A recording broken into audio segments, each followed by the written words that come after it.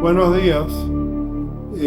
Ya hice la presentación larga del rabino anoche, aunque hay gente que no estuvo anoche. En cortico, para los que no estaban anoche, el rabino Birenbaum nació en Uruguay, hizo servicio militar como capitán del ejército, estuvo en la primera guerra del Líbano, en una división de tanques, en la batalla de Yaakov, Sultán Yaakov. Luego terminó todos sus estudios, se hizo rabino Sofer Stam por la Rabanut de Israel.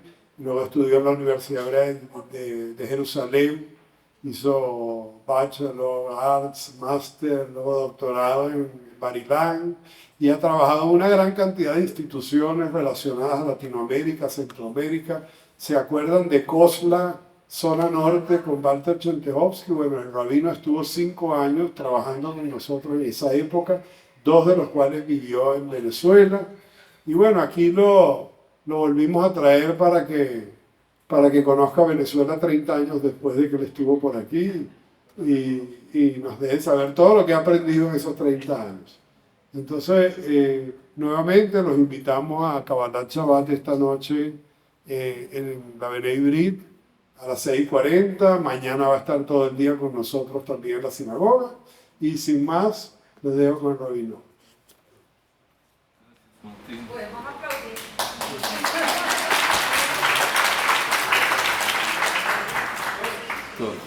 Muy bien. Shalom a todos, a todas, no, más bien a todas. La mayoría total de mujeres. Quiere decir que las mujeres son las que lideran también los negocios y el éxito. Entonces, bienvenidas todas. Vamos a compartir hoy un tema diferente del de ayer. El tema de hoy, como ustedes ven, es ¿por qué los judíos tienen éxito en los negocios? Es una teoría que voy a analizar también si es verdadera o no, pero lo vamos a ver ahora. Ustedes pueden preguntarse también por qué un rabino presenta un tema de negocios. Ahora les voy a responder también a esa pregunta. Vamos a dividir la conferencia en 2 partes. Ahora les voy a dar la teoría de cómo o por qué los judíos tienen éxito en los negocios y las conclusiones prácticas con las cuales cada uno de nosotros va a poder duplicar su capital y sus ingresos, las voy a dar hoy en el Kabbalat Shabbat. Así que ahora se van a quedar con la teoría y los resultados prácticos.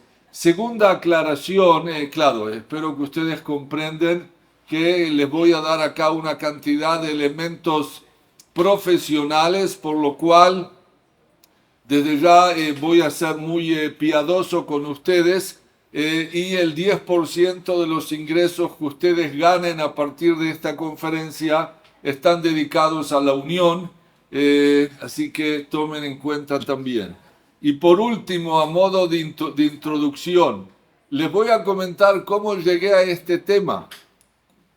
Tengo diferentes conferencias, presentaciones, PowerPoints, pero a este tema llegué no por idea mía, sino porque hace algunos años atrás, creo que 4 años atrás, me pidieron de un congreso, un encuentro evangelista, que dé una conferencia. Dije, bien, ¿sobre qué tema teológico? Me dijeron, no, rabino, no sobre un tema teológico. Nosotros queremos que usted nos dé la respuesta por qué los judíos tienen éxito en los negocios. Dije, bueno, voy a preparar la conferencia. Y pregunté cuánta gente va a venir a la conferencia. Me dijeron seguramente los pastores principales de las grandes iglesias, 60 personas. Dije, bien, perfecto, para mí 2 personas es igual que 1000, no hay problema. Finalmente llegaron a la conferencia no 60, sino 600. 600 personas y pastores. Todos querían que un rabino les explique por qué los judíos tienen éxito en los negocios. Bien, entonces tuve que inventar una conferencia y acá van a tener hoy el resultado de esa conferencia. En general lo que voy a hacer es tratar de coordinar entre información de temas comerciales o sociales con fuentes de la Torá, del Tanaj y del Talmud, para explicar sí, cuál es la forma judía de hacer negocios. O sea, ahora digo en serio, creo que hay una forma judía de hacer negocios y hay una forma judía de por qué se tiene o se puede tener éxito en los negocios. Nada está prometido indudablemente, pero sí, hay modelos, hay fórmulas y así como en diferentes países, hay diferentes culturas de negocios y diferentes reglas, el judaísmo también tiene normas que nos ayudan indudablemente a tener éxito en lo que hacemos. Yo voy a exponer 12 respuestas, acá me pueden seguir, ¿se ve bien? Voy a exponer 12 respuestas brevemente a la pregunta. Indudablemente esto puede ser un curso más largo, lo voy a hacer en una conferencia breve, pero las 12 respuestas son las siguientes, solo para que vean los títulos. La legitimidad del comercio y la riqueza, educación y cultura, preguntas y no respuestas, quién es el sabio, la visión futurista, errantes y fugitivos, hacer los deberes, la relación con los empleados, honestidad con los clientes, responsabilidad social, tikkun olam, donación, caridad y diezmo, la internalización y el efecto del networking judío, estilos de inversión, elección y prosperidad. Estas van a ser las respuestas que les voy a presentar. Pero la primera pregunta, antes de darle las 12 respuestas de por qué los judíos tienen éxito en los negocios, la primera pregunta es, ¿cuál es la relación entre un rabino y negocios? ¿Qué tiene que ver? O sea, aparentemente nosotros estamos en temas educativos, comunitarios, culturales, religiosos, espirituales, y aparentemente el mundo de los negocios es un mundo diferente.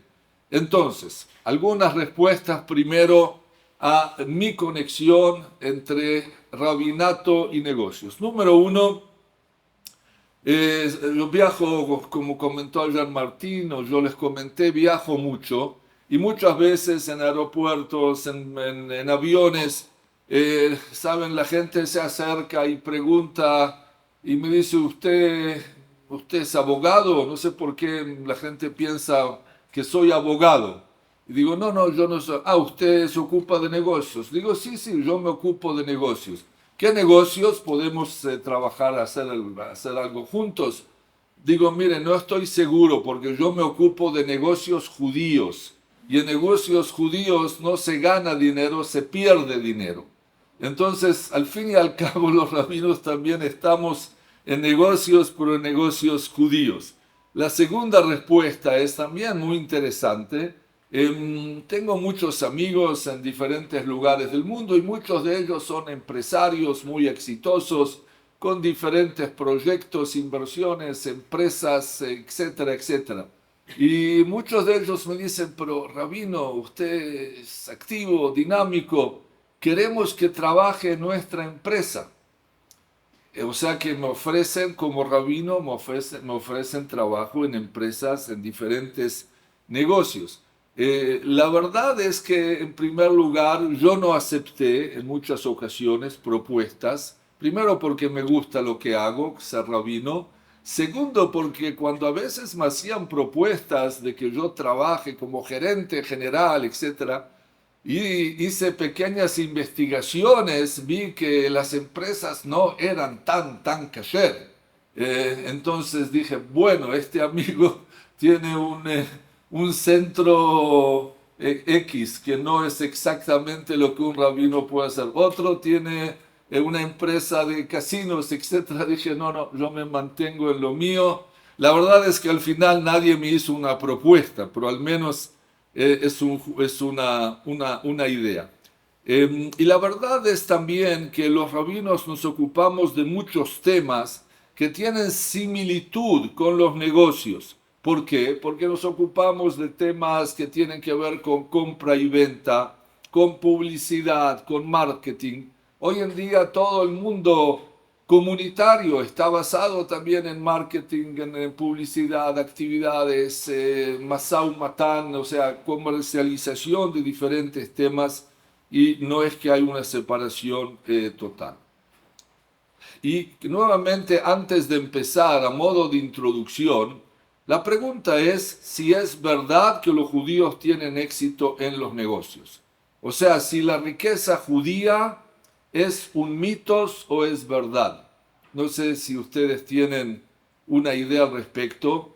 Ustedes saben que la riqueza judía o el éxito de los judíos en los negocios a veces puede ser algo, es positivo, pero muchas veces en países, en diferentes países puede ser también algo negativo.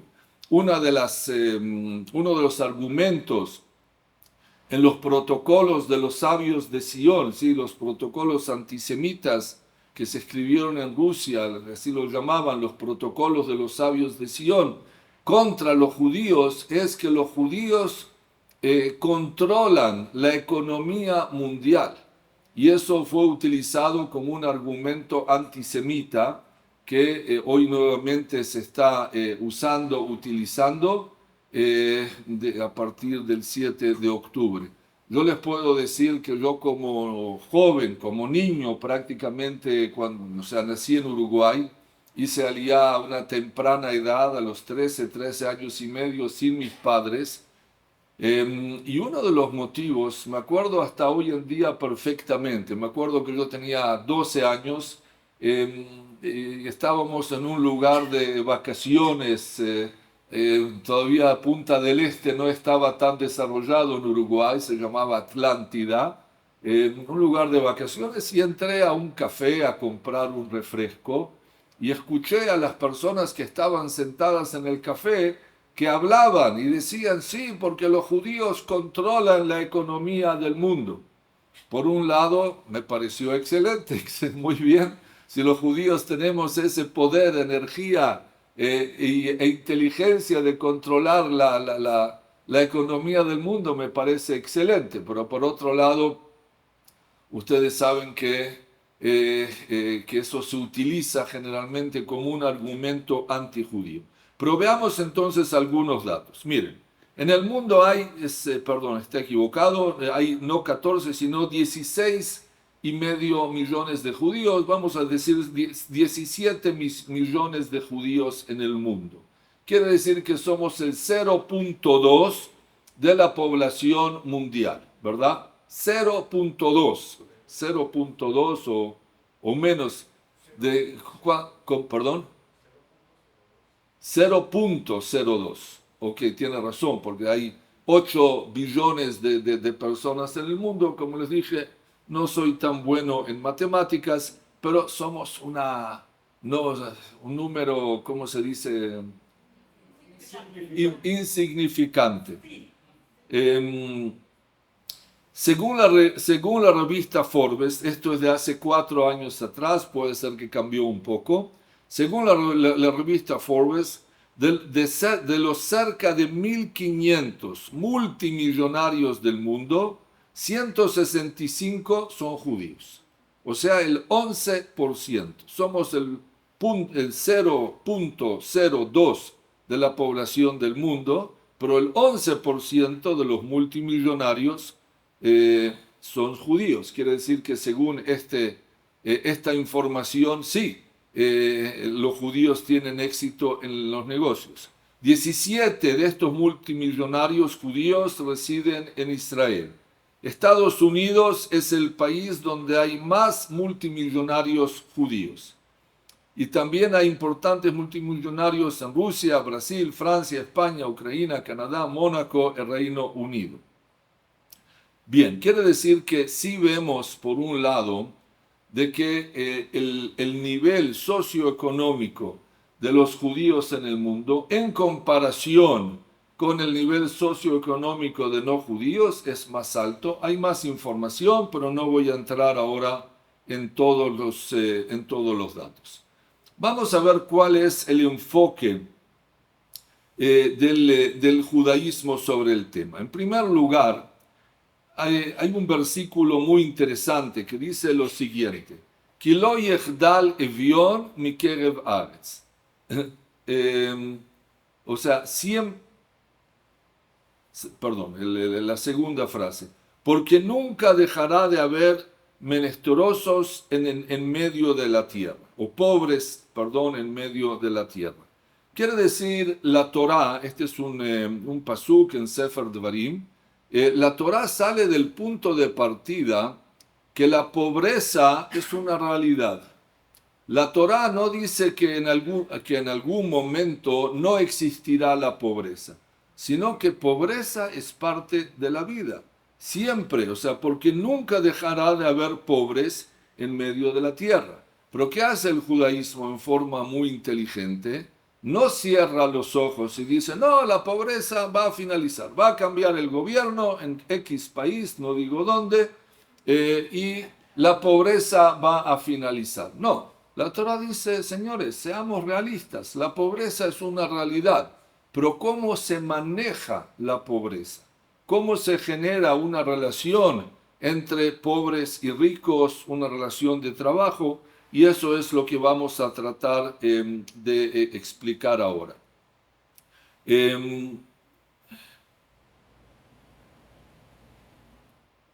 Perdón, no, voy a saltar esto. Bien, entonces vamos a comenzar con las 12 respuestas que dije que voy a ofrecerles sobre el tema.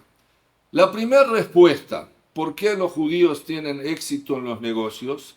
Creo que es especial y me permito decir que las 12 respuestas no es que las tenemos escritas en un libro ni de Torá, ni de judaísmo, ni de sionismo, son diferentes ideas que fui recopilando y algunas de ellas me permito decir de que son originales. La primera respuesta también es original. ¿Saben por qué los judíos tienen éxito en los negocios? Por la legitimidad que el judaísmo da al comercio y la riqueza. Alguien puede decir, bueno, la riqueza no es tan buena. No, el judaísmo dice todo lo contrario. El judaísmo no tiene una actitud negativa, no hacia los negocios y no hacia la riqueza. Por ejemplo, dice el Talmud en el Tratado de Shabbat lo siguiente, que cuando una persona llega al Tribunal Supremo, o sea, después de 130 años, de 130, está bien, hablamos de negocios, entonces 120 más IVA, 130, entonces llega al Tribunal Supremo, se le pregunta, ¿fuiste honesto en tus negocios? ¿Entienden ustedes? ¿Imaginan ustedes? O sea, la pregunta no es una pregunta solo teológica, si la persona tuvo fe en Dios, sino que una de las 3 preguntas que se le hace a la persona es si fue honesto en los negocios. ¿Por qué? Porque los negocios son parte de la vida, son parte del trabajo, son vistos en forma positiva.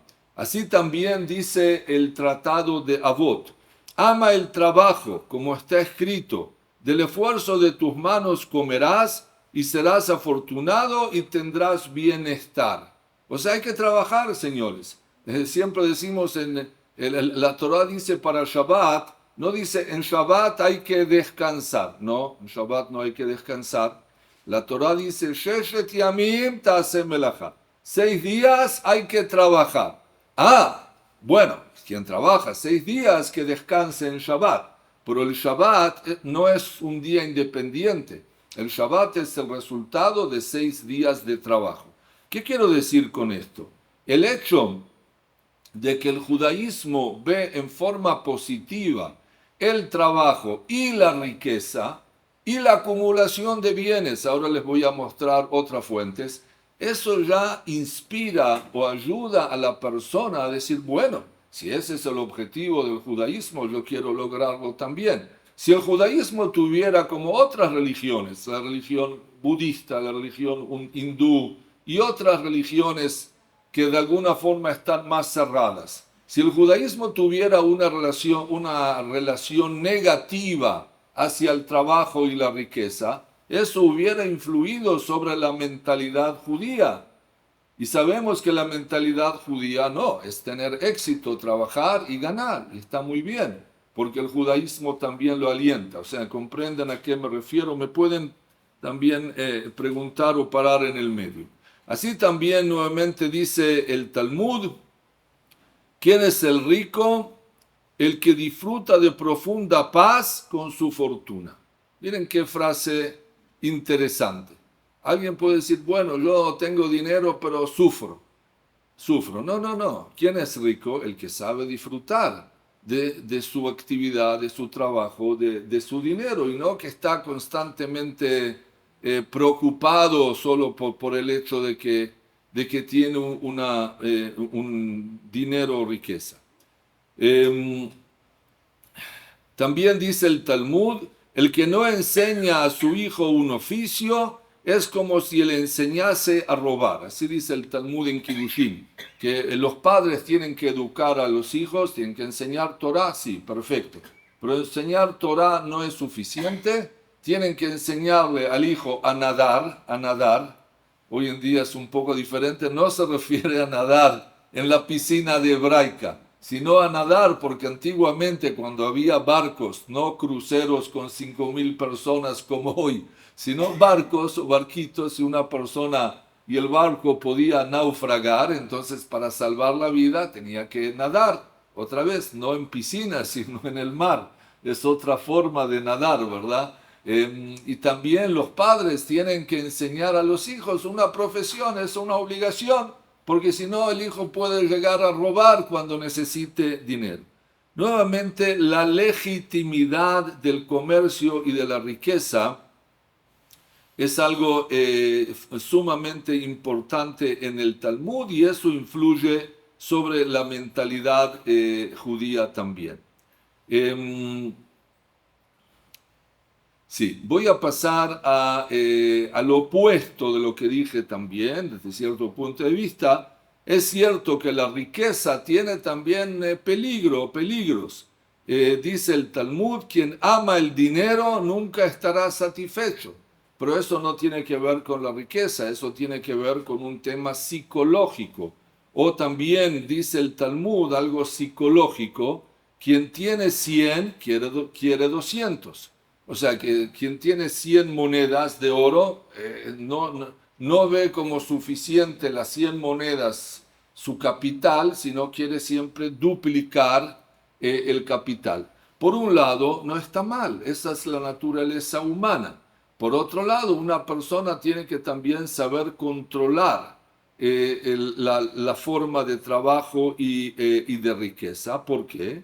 Porque cuanto más propiedades, más ansiedad y más preocupaciones. Así dice el Talmud, que la Mishnah en Masejet Avot. O sea, cuanto uno más tiene, no es que solamente acumula el dinero, sino que acumula también los problemas y diferentes situaciones, y eso puede influir sobre la vida personal o familiar de la persona. Como les dije al principio, uno de los peligros o problemas de la riqueza judía son los argumentos antisemitas. Quiero decir entre paréntesis, tiene que ver directa o indirectamente al tema de la conferencia, pero estábamos hablando hoy con Martín en un encuentro de directivos que tuvimos en la mañana. Yo estoy un poco preocupado, por ejemplo, de la situación de los judíos en Argentina. No sé si escucharon Argentina, una provincia de Uruguay, ¿conocen? Sí, ok. Entonces, ¿cómo? No, es que usted no sabe geografía, ni historia, ni política internacional. Ese es el problema.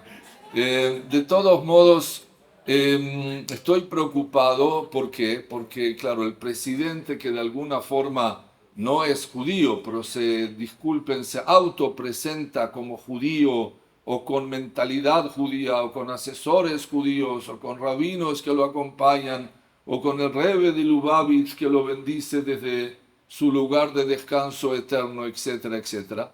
Entonces, una de las dos, no hay una tercera opción. O que él va a tener éxito en el cambio de la economía en Argentina, y de ser así, excelente, va a ser excelente. Pero si él por algún motivo, y hay muchos motivos que pueden suceder, no va a tener éxito en el cambio de la economía de Argentina, entonces lo van a acusar no de ser un mal presidente, sino de ser un mal judío, porque él trabaja y habla con mensajes judíos, ¿me entienden? Así como ayer Trump acusó a Biden de que es ¿qué dijo? Un mal palestino. Entonces pueden acusar al presidente de Argentina. O sea, al fin y al cabo, sí, todo gira alrededor de los temas económicos y por eso, como les mencioné, el peligro de esa riqueza judía y de diferentes niveles es que pueden acusarnos que controlamos los mercados mundiales. Les voy a dar uno o dos ejemplos históricos que me parecen interesantes. El primero es las conversiones forzadas en Portugal. ¿Qué tiene que ver las conversiones forzadas en Portugal, que se dieron dos veces en la historia, o en muchas ocasiones, pero principalmente en el año 1391, antes de la expulsión de España, y la segunda vez, ustedes saben que los judíos, algunos de los judíos que fueron expulsados de España porque no querían aceptar la religión católica o no querían vivir en España como anusim, como marranos, los que querían seguir siendo judíos fueron expulsados. Dijeron, no hay problema, no los vamos a convertir a la fuerza, pero no pueden quedarse a vivir en España, fueron expulsados. Y de ahí también todo el tema de la ciudadanía española, portuguesa, que hoy está tan de moda, ¿verdad?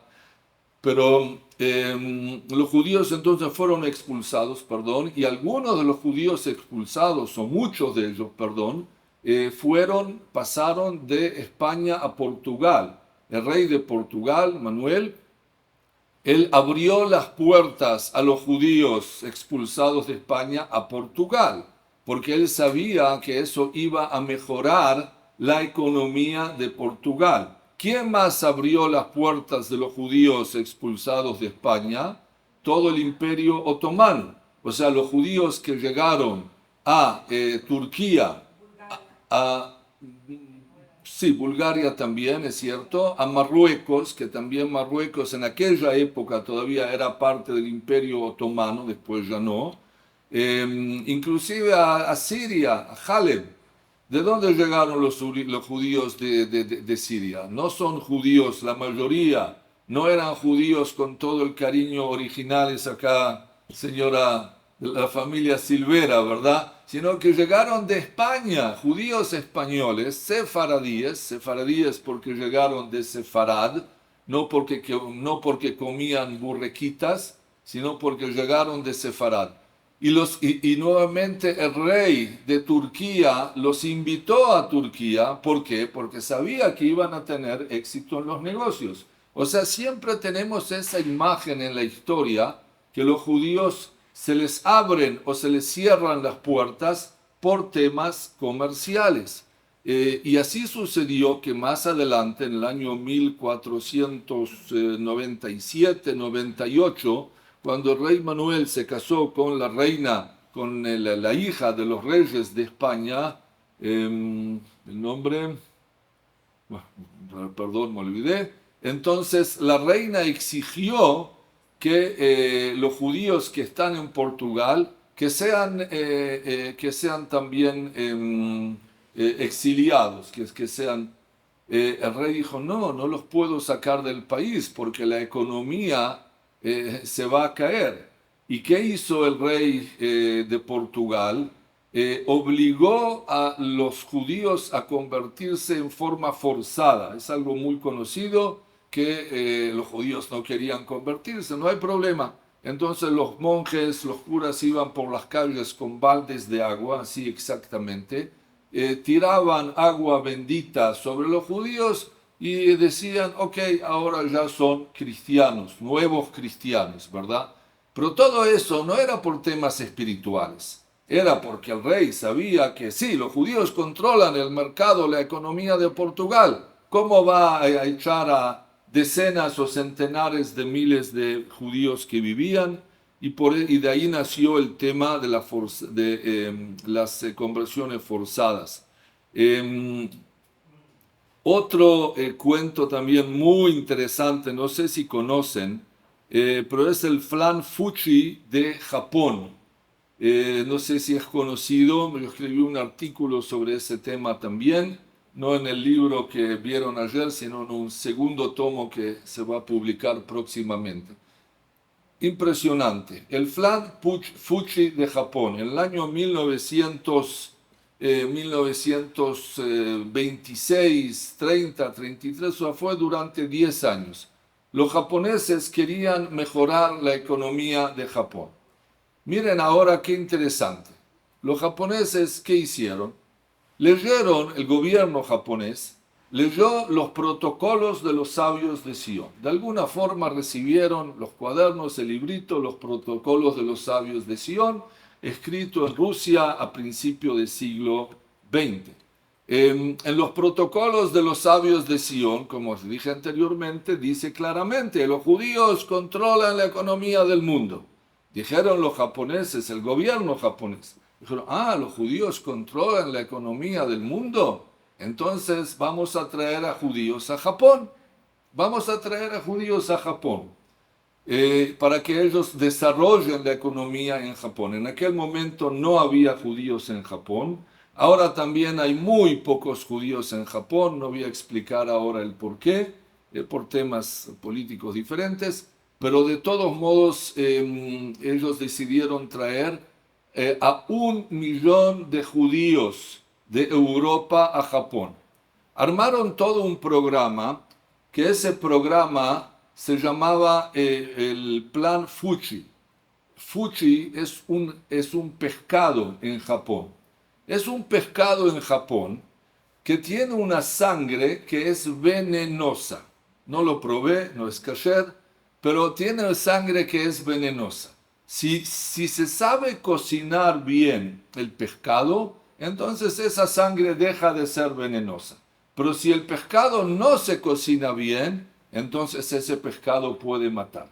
Dijeron los japoneses, los judíos son como el pescado fuchi. Vamos a traerlos no para que acá nos conviertan a todos al judaísmo, no, pero para que podamos aprovechar lo bueno de ellos y que ellos desarrollen la economía japonesa. Hay documentos, hay bibliografía, es impresionante lo que ellos programaron, o sea, en forma positiva, ¿verdad?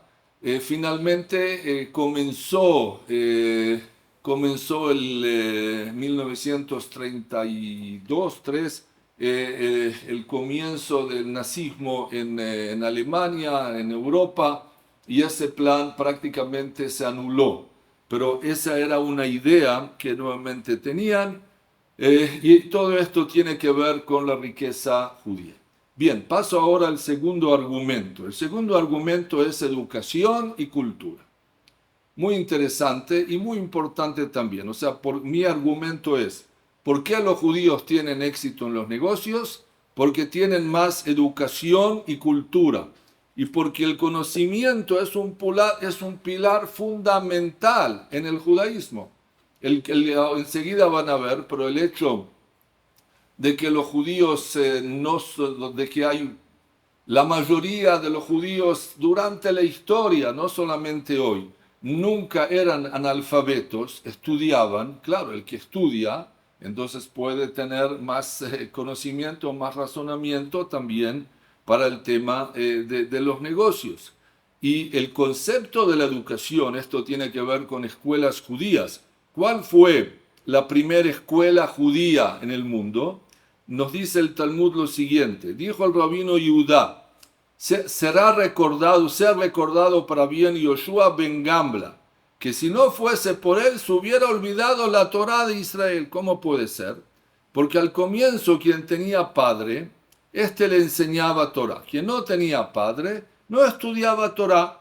Hasta que vino Yoshua ben Gambla, y estableció que deben designarse profesores para niños en cada país y en cada ciudad y ciudad, inclusive en Caracas, Venezuela, Moral y Luces. Quiere decir de que al principio no había escuelas judías. Estamos hablando ya en la época del Talmud, ¿verdad? En el siglo I, segundo de la era común. Pero no había escuelas públicas ni privadas, sino el padre enseñaba. Si el padre no sabía, no enseñaba. Y había judíos analfabetas. Lo que hizo en este caso Rabbi Yehuda es que fundó escuelas. Y cuando hay escuelas, hay riqueza. Que eso entre paréntesis, nuevamente, yo estoy preocupado también, no solo por, como dije, esos personajes abstractos argentinos, sino también por la sociedad americana, porque miren algo muy simple, si la riqueza depende de la educación, y hoy en día hay judíos que estudian en Harvard y en Princeton y en las universidades más importantes de Estados Unidos, y luego terminan de estudiar, les ofrecen trabajo y generan sus propias empresas y startups, etc. ¿Qué va a pasar cuando ya comenzamos una realidad que judíos no quieren ir a las universidades americanas? A lo sumo alguna universidad así en el campo, no sé, más alejadas. Pero hay muchos judíos que el año que viene no van a ir no a Harvard y no a Princeton. Eso va a influir sobre la economía judía, o sea, los judíos van a ganar menos, así de simple. Y eso va a influir sobre comunidades judías y eso va a influir sobre escuelas judías también. No estoy diciendo que es lo que va a pasar, pero sí es una posibilidad que tenemos que ser conscientes. Miren este dato, el 87% de la población judía en Estados Unidos estudia en universidades. ¿Y cuánto de la población no judía? El 40% de la población no judía estudia en universidades.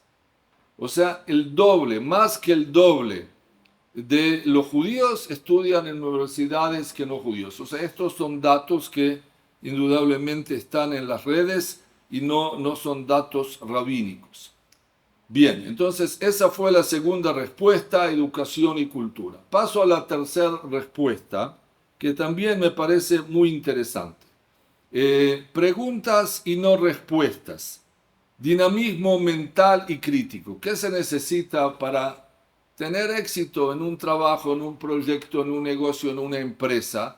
Se necesita dinamismo mental y crítico, ¿verdad? Porque si trabajamos, como se dice siempre, dentro de la caja, dentro de un cuadrado, entonces no podemos superarnos. Para superarse tenemos que tener un pensamiento crítico, creativo, no solo crítico, dinámico, creativo. ¿Y cómo se logra ese dinamismo mental? Hay una frase que no es una broma, pero es interesante, que se dice, ¿cuál es el síndrome de la madre judía? Una madre judía, cuando el niño regresa de la escuela, ¿qué le pregunta? ¿Ah? Si comiste. Bueno, esa es una Yiddish mame, la madre polaca. En la asociación no preguntan eso, eso solo en la unión. Está bien. Si comió la manzana, está bien. Si usó el pullover, ¿verdad? Sí, yo crecí con una madre así. Pero no, entonces la segunda opción es ¿qué aprendiste hoy? No, o sea, también es una opción, claro. Pero hay uno de las personas, de los profesores que recibió el premio Nobel judío, no me acuerdo el nombre de él ahora, le preguntaron, ¿por qué usted recibió el premio Nobel? Él dijo, es muy simple, porque yo todos los días que regresaba a mi casa, mi madre no me preguntaba si comía en la escuela, no me preguntaba qué estudié en la escuela, me preguntaba, ¿qué buena pregunta hiciste hoy en la escuela? Quiere decir que la base del pensamiento, del estudio, del dinamismo mental son las preguntas. Ayer también les mencioné ese tema, si no me equivoco, la pregunta de por qué ser judío es más importante que la respuesta. Y también así dice la Torá, pregunta a tu padre y te lo dirá, a tu abuelo y te lo relatará. Pero la obligación es que el abuelo y el padre cuenten, enseñen al hijo, cuando, después que el hijo hace la pregunta. Pregunta a tu padre, o sea, primero el joven, el niño, el hijo, la hija tienen que preguntar. Nuevamente, la importancia de la pregunta, esa es también la base del estudio del Talmud. El Talmud está basado en preguntas, en respuestas, en conflictos, en discusiones, y eso es algo sumamente significativo, las preguntas. O sea, lo que trato de decir es que nosotros crecemos con educación, crecemos con el mérito de hacer preguntas. El mérito de hacer preguntas en la Agadá de Pesaj, en el Seder de Pesaj. ¿Cómo empieza el Seder de Pesaj? Manishtana, con preguntas, ¿verdad? Les voy a contar en el medio un cuento rabínico. Cuando yo llegué a Uruguay, entonces ya hace varios años que regresé también, pero cuando llegué a Uruguay como rabino, me acuerdo que fue como 2 meses antes de Pesaj. Y para hacer el relato breve, pasaron 2 cosas. En primer lugar, yo llegué y el presidente de la comunidad, un señor, un empresario muy inteligente, muy exitoso, me dijo, rabino, mire, usted va a venir y tiene que hacer matzot. Eran 2 meses antes de Pesaj. Digo, bien, miren, yo no soy experto en matzot, pero yo estaba en aquel momento, perdón, cuando estaba en Venezuela, de acá de Venezuela me fui a Uruguay, pero estuve antes 1 mes en Israel. Dije, bien, me voy a preparar, voy a ir a fábricas de matzot, voy a estudiar el tema del punto de vista de halajá, me voy a asesorar con expertos. Me preparé, me acuerdo que llegué a Uruguay 2 meses antes de Pesaj, y del aeropuerto fui al lugar donde se hacían las matzá. La matzá, yo estaba muy preocupado, dije, tengo poco tiempo, quiero ver que esté todo bien y kasher. No voy a entrar en detalles, pero la matzá, la fábrica de matzá estaba dentro de una panadería no judía, entonces un salón así de este tamaño aproximadamente, y en el mismo salón donde se preparaba el pan y estaba el horno de pan, había una máquina en la cual se preparaba la matzá. Empezamos a ver cómo funciona, la máquina tenía como 50 años, casi no funcionaba, no se podía limpiar. No voy a entrar en detalles, no se podía preparar matzá. Bien, al otro día otra vez fui a verificar y finalmente, después de 2 días que había llegado como nuevo gran rabino de Uruguay, era relativamente joven, en una comunidad grande, voy al presidente y le digo, mire, señor Isaac, yo estuve en la fábrica ya 2 días de matzot y le digo sinceramente, no se puede hacer matzá kasher le Pesaj en la fábrica. El rabino anterior, que había estado antes que yo, había fallecido 1 año antes. Él preparaba la matzá. Dije, no sé, puede ser que hubo cambios, que pasó algo, pero yo no puedo preparar matzá en esa fábrica. El presidente eran 2 meses antes de Pesaj. El presidente muy tranquilo me dice, mire rabino, usted no puede preparar matzá en la fábrica, nosotros no podemos importar matzá, eran tantas y tantas toneladas, ya no da tiempo de hacer todos los trámites legales. Me dice, bueno, es su problema, o sea, usted tiene que solucionarlo. Bien, yo estaba preocupado, él no me quería ayudar, eso fue 2 días después de llegar, que no es fácil trabajar con presidentes. Roberto, ¿dónde está? Ok, está bien. Entonces, no les voy a contar todos los detalles, pero no tuve solución. Intenté importar de México, de Argentina, de Israel, era imposible, ya no había tiempo. No hay problema. Viajé a Argentina, lo encontré en el mapa finalmente, en el centro de África, pero viajé a Argentina Son 20 minutos de vuelo, 4 horas en auto, 4 o 5 horas. Y fui ahí a las tiendas kasher que había en Argentina y dije, mire, necesito, ya no me acuerdo, pero eran toneladas. Y me dijeron, Rabino, no hay problema, se lo podemos vender, pero no podemos hacer la exportación. No hay problema, no se preocupe. Finalmente traje 3 camiones grandes, llegamos a las tiendas, llenamos los camiones con la matzá. A medianoche, junto con los camiones, compré 3 cajas de whisky, una para cada camión, que no es kasher para Pesach, pero 3 cajas de whisky. Y cuando llegamos a la frontera, simplemente me bajé del camión, del primer camión que yo estaba ahí, bajé con las 3 cajas de whisky. Las personas que estaban en la aduana, era ya la 1, 2, 3 de la mañana, tuve el placer de entregarles a cada uno una caja con 12 botellas de buen whisky, y por algún motivo me dejaron pasar con los 3 camiones. Bien, llego a las 6 de la mañana a la puerta de la comunidad judía de Uruguay con 3 camiones, toneladas de matzá, y la persona que estaba ahí, el guardia, dijo, ¿pero qué es esto? ¿Cómo no tengo orden que puede entrar a la comunidad? Esto. Dije, bueno, llama al presidente a las 6 de la mañana. El presidente dice, tomo el teléfono, Rabino, ¿qué pasó? Dije, traje la matzá. Usted me dijo que es mi problema. Yo traje la matzá. ¿Cómo la trajo? Dije, presidente, usted dijo que es mi problema, yo lo solucioné. Y así me dejó entrar con toda la matzá. Pero ¿por qué les cuento este cuento? Es introducción a la pregunta y seguimos adelante. Asimismo, antes de Pesach, yo empecé a dar cursos, conferencias sobre Pesach. Y una de las conferencias era la importancia de la pregunta en el judaísmo. Justamente acá lo que estamos hablando, preguntas. Y expliqué que Man Ishtaná, la idea de Man Ishtaná, es empezar el Seder con preguntas, 4 preguntas que hay en Man Ishtaná, ¿verdad? Pero dije a los padres que estaban en esa reunión, les dije, pero señores, miren, los niños cantan Man Ishtaná y nadie sabe que Man Ishtaná son preguntas, no entienden las 4 preguntas. Si entienden las preguntas, son preguntas que se repiten todos los años. Entonces yo les dije así, vamos a hacer este año algo diferente.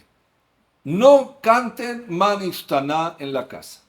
Cuando llega el momento de Man Ishtaná, ustedes le dicen a los niños, a los jóvenes, ahora cada uno tiene que hacer 4 preguntas sobre Pesach, sobre la salida de Egipto, sobre por qué ser judío, lo que ustedes quieran. Y bueno, fue interesante, creo que es una idea bonita, ¿verdad? Hacer preguntas, no cantar, o sea, no transformar Man Ishtaná en un canto que de alguna forma, claro, es bonito, folclórico, pero no es el sentido.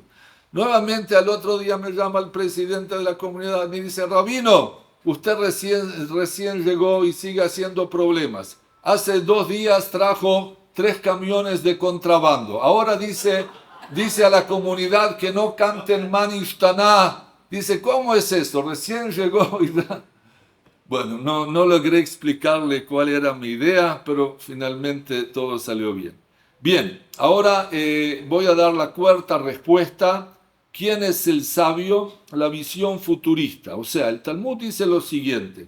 ¿Quién es el sabio? El que tiene excelente visión, el que todo ve, el que ve las consecuencias y el futuro. O sea, miren qué interesante. Miu jajam agoe etanolad. Quiere decir que un sabio no es el que sabe todas las fórmulas matemáticas o físicas, sino un sabio es el que sabe aplicar su inteligencia para saber o para pensar. No es una con el 100%, pero tener una visión futurista. ¿Qué va a suceder? ¿Qué va a suceder en la política nacional? ¿Qué va a suceder en la política global? ¿Qué va a suceder en los negocios? ¿Cómo ver los mercados? ¿En qué invertir? O sea, todo eso es una visión futurista.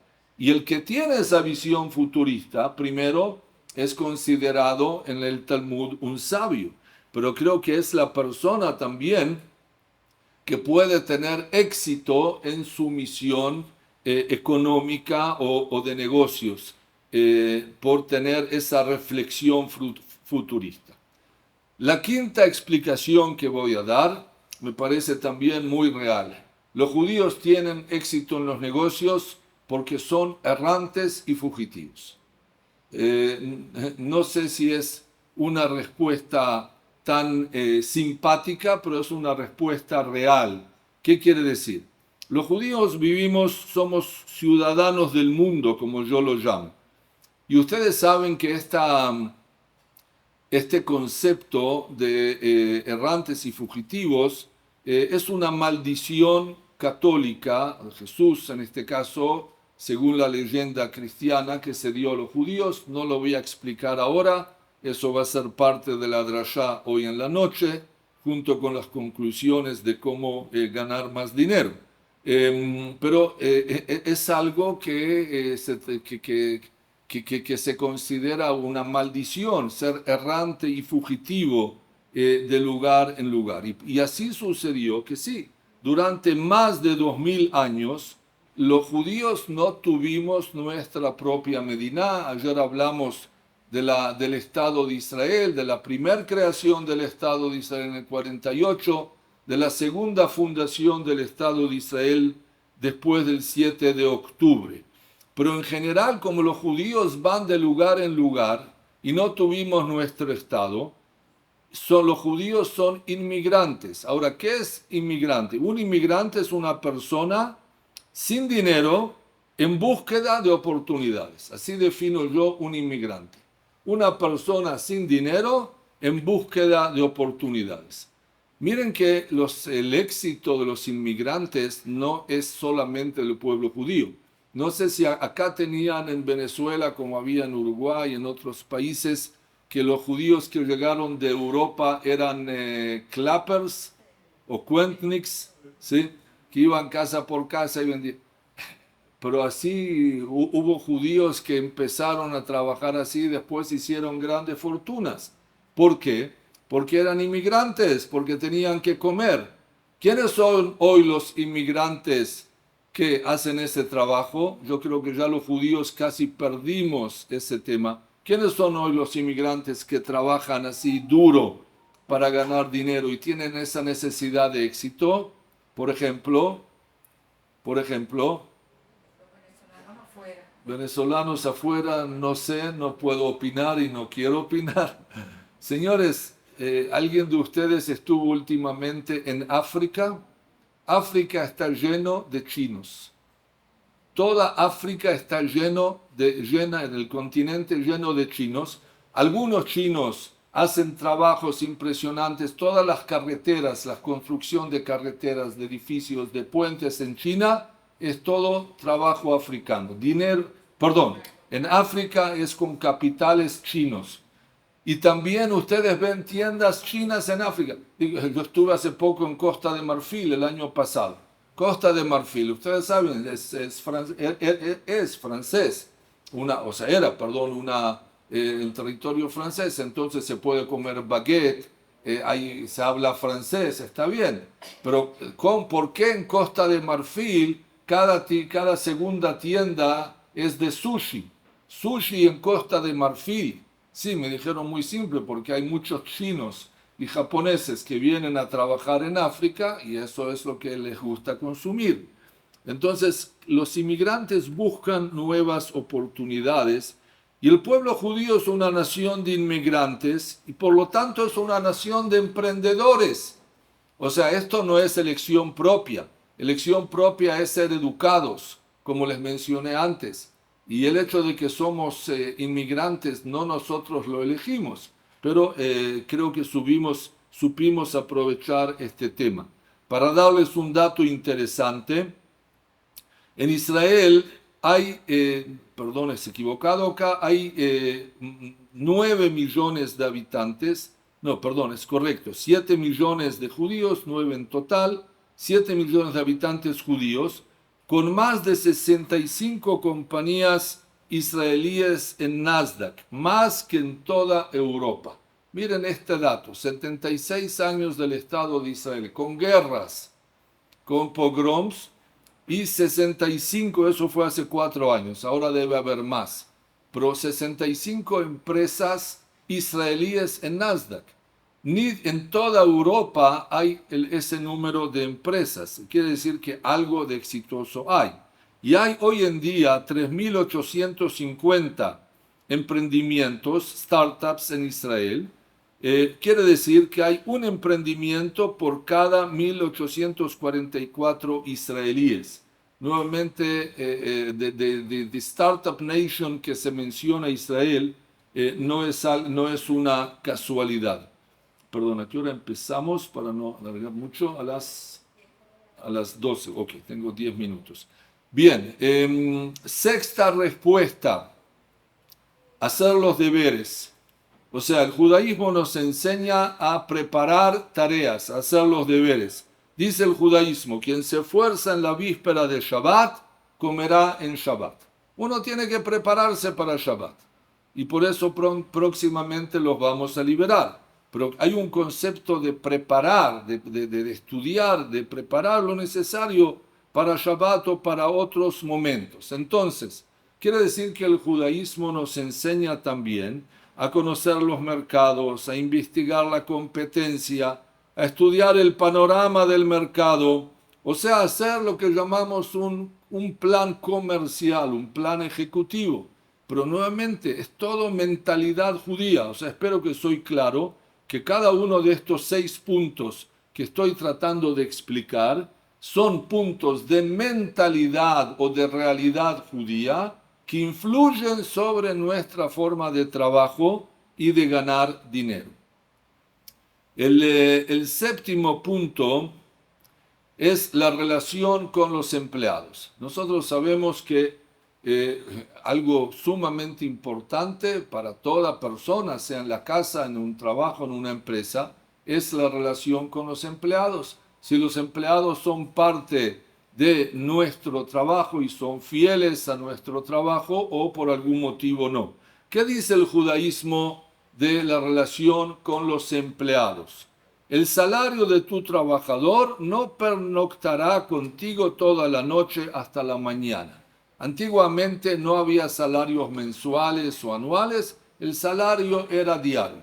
Dice la Torá claramente en el Sefer Vaikra, una persona trabaja, le debes pagar ese mismo día, primero porque necesita el dinero, segundo para que se sienta recompensada. Quiero decir, el judaísmo tiene una forma de trabajar con los empleados. Nuevamente dice el versículo, no defraudarás a un empleado pobre y desamparado, ya que sea uno de tus hermanos o un prosélito que está en su tierra. No importa si la persona es judía o no judía, no podemos defraudar a un empleado, tenemos que ser muy correctos con él. Dice Maimónides, miren qué bonito esto, es prohibido avergonzar al empleado, sea expresándose de una manera desapropiada o interrumpiendo en alta voz con furia. El empleador debe hablarle siempre con respeto y con calma. O sea, Maimónides nos enseña, el gran Maimónides, el filósofo, el escritor, etcétera, el doctor, nos da enseñanzas que parecen, disculpen, simples.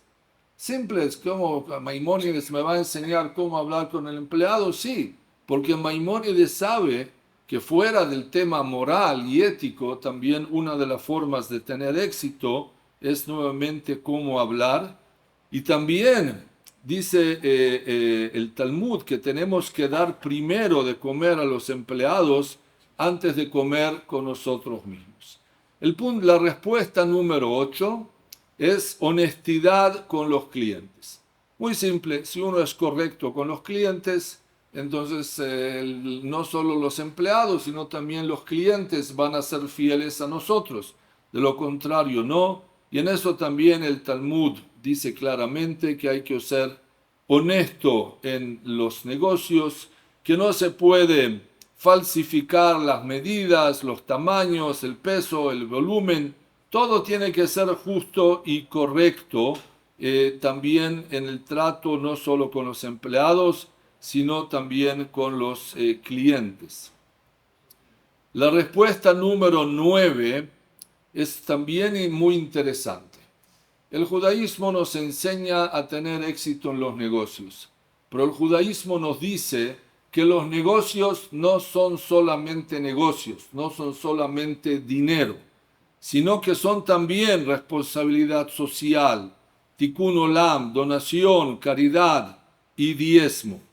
El libro de Mishlei, de Proverbios, dice: el alma generosa será rica y quien riegue será regado también. O sea, si uno quiere tener éxito, tiene que recibir, pero tiene que dar también. Y eso genera un éxito en los negocios también de la persona. Voy a resumir este punto. El punto número 9 es que cuando una persona hace negocios o trabaja, tiene que saber que no está solamente haciendo crecer su capital, sino está haciendo crecer también a su hermano pobre, está haciendo crecer también a la comunidad, a la escuela, al colegio, al Talmud Torah, a otras personas. O sea, es una visión diferente. Hay personas que a veces me dicen: pero rabino, yo ya tengo suficiente, ¿por qué tengo que trabajar? Tengo un amigo de 55 años y él me dice: Eliyahu, yo ya tengo suficiente, me voy a retirar de mi empresa, etcétera, etcétera. Pero le digo: Jorge, ¿qué es eso? O sea, tú tenés suficiente, pero tenés suficiente para ti. ¿Qué pasa con suficiente para el resto de tus amigos, de la comunidad, de la familia, de las escuelas? O sea, el hecho de trabajar y ganar no es solo por un bienestar propio, es también por un bienestar colectivo. Pero nuevamente el judaísmo, disculpen, nos llena la cabeza, si quieren hasta nos lava la cabeza con esa idea. Entonces, claro, yo quiero tener éxito en los negocios, quiero ganar más. No porque a mí me falte, yo estoy bien, estoy balanceado, tengo éxito, tengo lo suficiente. Pero quiero tener más también para el prójimo, para el otro, y esa es la idea que tenemos también en el judaísmo con el tema de la tzedakah y el diezmo, el maaser, ¿verdad? Que es algo fundamental. La tzedakah, la ayuda, la caridad que damos, que en hebreo no se llama caridad. Ustedes saben que tzedakah viene de la palabra tzedek, justicia. Entonces no hacemos caridad, hacemos justicia. Para eso trabajamos también. Entonces el hecho de que la persona gana dinero nos enseñan: tiene que dar tzedakah. La persona gana, tiene que dar maaser. Hay leyes, hay normas, hay valores. ¿Qué porcentaje se puede dar? Si una persona quiere dar el 80% de sus ganancias para tzedakah, el judaísmo dice no, de ninguna forma. Primero, porque tú necesitas el dinero para ti también. Y segundo, porque si vas a dar el 80% de tu ganancia, mañana ya no vas a querer hacerlo. Entonces tiene que ser un porcentaje del 10%, del 20%, dependiendo. Pero no voy a entrar ahora en esos detalles. Lo que quiero decir es que es algo fundamental. El punto número 10 es la internalización y el efecto del networking judío. No es secreto que judíos hacen negocios con judíos. Yo conozco, no voy a decir el nombre, pero una comunidad que hay judíos de cierto origen, de alguna ciudad de otro territorio, para decir así, y cuando judíos de Europa quieren hacer negocios con ellos, no los dejan. O sea, hacen negocios internos, vamos a decir, dentro de las familias del mismo grupo de origen. Porque hay un networking judío y está bien, o sea, no está mal. Pero quiere decir que ese networking ayuda al crecimiento también de los capitales y del trabajo judío. Y voy a finalizar con 2 puntos. Primero, los estilos de inversión en el judaísmo. Eso es muy conocido, pero no crean que lo inventaron los asesores económicos hoy. Dice el Talmud, una persona debe tratar de dividir su dinero en tres partes. Un tercio en tierras, real estate, un tercio en mercancías, en commodities, y un tercio en mano, en efectivo, en cash, para transacciones inesperadas. Si no le hubieras dicho que esto está escrito en el Talmud, ustedes me hubieran dicho, bueno, Rabino, usted sacó esta frase de Forbes, de un libro de economía avanzada, de inversiones de alto nivel. Pero ya el Talmud nos da este secreto, que hay que dividir el capital, y no vamos ahora a explicar por qué, sino en el Kabbalat Shabbat. Y por último, ahora voy a decir algo que no quiero decirles. Hasta ahora les di 11 respuestas, enseguida voy a resumirlas solo por frases para que se acuerden, pero como les dije que esta conferencia la di por primera vez en un marco de comunidades o de pastores evangelistas, entonces se me ocurrió otra explicación, que yo no creo en esta explicación, les digo sinceramente, pero sí se me ocurrió, dije, para ellos es un buen argumento. Les dije a los pastores evangelistas, ¿ustedes saben por qué los judíos tienen éxito en los negocios? Porque somos el pueblo elegido de Dios. Aplausos, todos se pararon, me aplaudieron. Claro, ustedes son el pueblo elegido. También, pero el pueblo elegido de Dios, también perdemos dinero. O sea, si Nasdaq sube, ganamos, pero si Nasdaq baja, perdemos. No quiere decir que... pero para ellos los convenció más que todas las 11 respuestas anteriores que di, porque dijeron, sí, el pueblo elegido es el pueblo que tiene. En resumen, traté de darles algunas explicaciones, argumentos, fuentes, versículos sobre la pregunta general. Di 12 respuestas a la pregunta. La número 1, a ver si se acuerdan el contenido. La número 1 fue la legitimidad del comercio y la riqueza, que en el judaísmo es algo positivo. Número 2, educación y cultura, el alto grado de educación y de no analfabetismo de los judíos.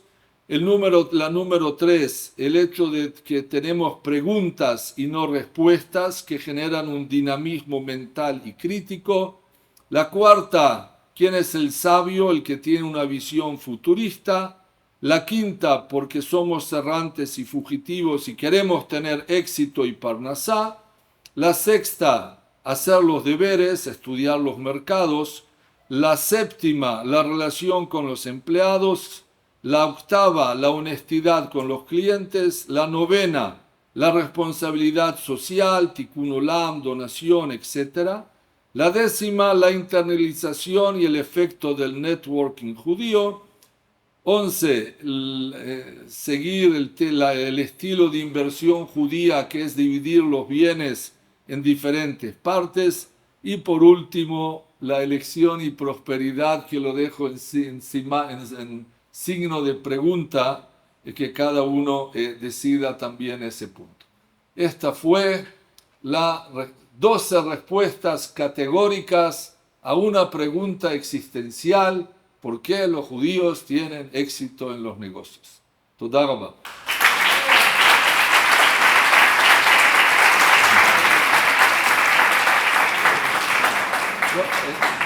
Perdón, disculpen, pero muy molesto, muy ofendido.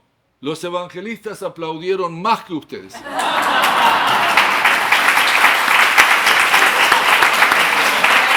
Eran 600.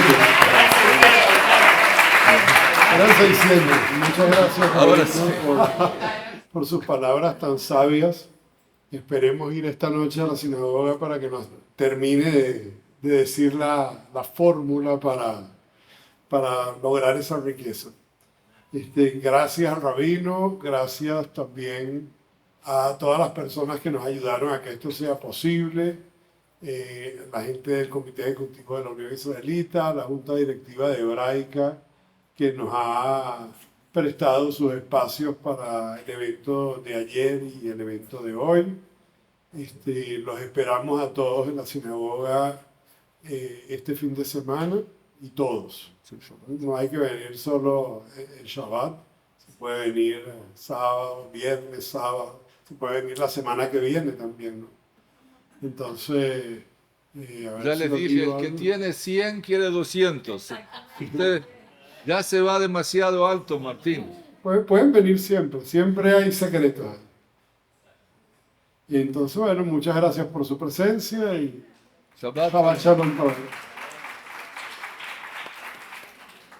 Shalom.